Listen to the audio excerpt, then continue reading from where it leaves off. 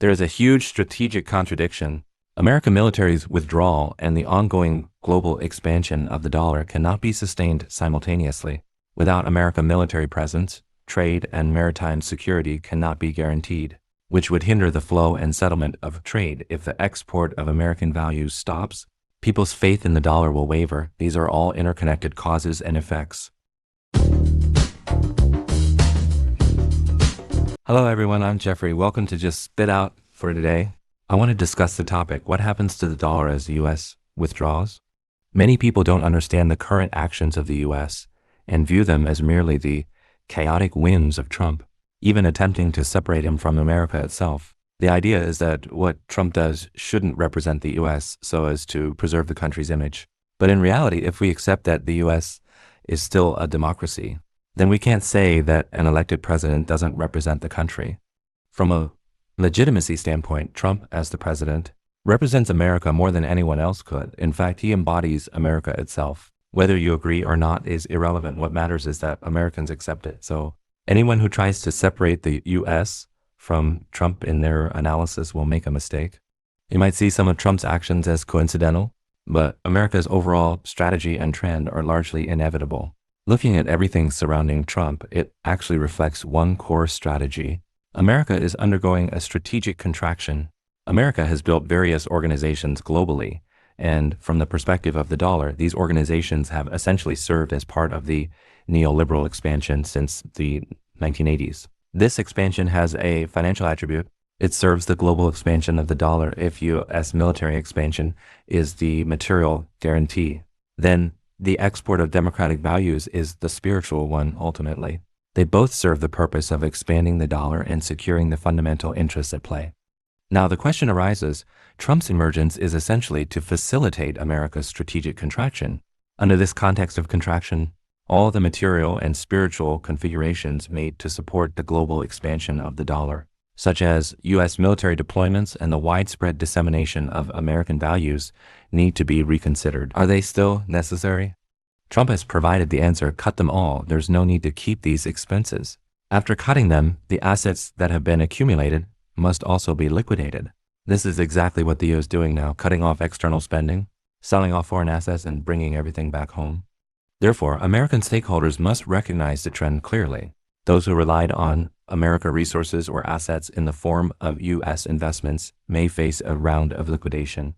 The era of U.S. globalization is ending. In the era when the U.S. led globalization, military and cultural expansions were actions that provided both material and spiritual support for the dollar's growth. Thus, as military bases and various NGOs around the world were the skeletal structure of the dollar. Now, with strategic contraction, the U.S. must cut these expenses and sell off the assets acquired for these purposes. Only then can it return to North America and appropriately expand its base to offset and stabilize the global contraction. There are rumors that Trump plans to continue withdrawing troops from Eastern European countries and gradually pull out the NATO forces that expanded eastward. After the Soviet Union collapsed, European countries are anxious, but this is actually a real reflection of America's strategic contraction. If you're not expanding globally anymore, why keep so many military bases? The U.S. also plans significant reductions in military spending. This too follows the same logic. During the era of globalization, military spending and funding for U.S. foreign development agencies were essential. But during a period of contraction, these expenses will be cut first. This is not only a strategic contradiction, but also because such spending no longer yields positive returns, and the potential long-term benefits have diminished. From a business perspective, America's approach now is correct. However, there is a huge strategic contradiction. The U.S. strategic contraction and the dollar's ongoing global expansion cannot coexist. Without military presence, trade and maritime security cannot be guaranteed, which in turn weakens the flow and settlement of trade. If the export of American values stops, people's trust in the dollar will erode. These are all interconnected causes and effects. This is America's choice. After contracting to a certain extent, the final step will be to eliminate the excessive dollars along with the debt and assets. Only by doing this can America achieve a new balance with the shrinking market and economic scale.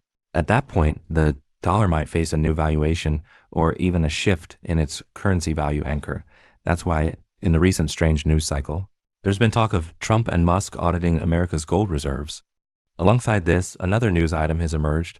Large amounts of physical gold are being moved from the UK, London, Asia, Singapore, and other places to the US. Speculation that Trump may impose tariffs on gold and other imports has triggered arbitrage trading, causing a recent surge in the migration of physical gold.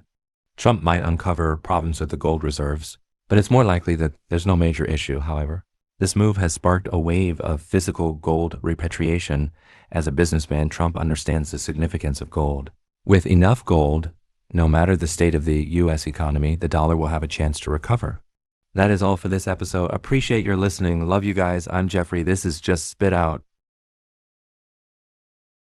Just hit the subscription button down below for more unique observations. I will see you guys next time.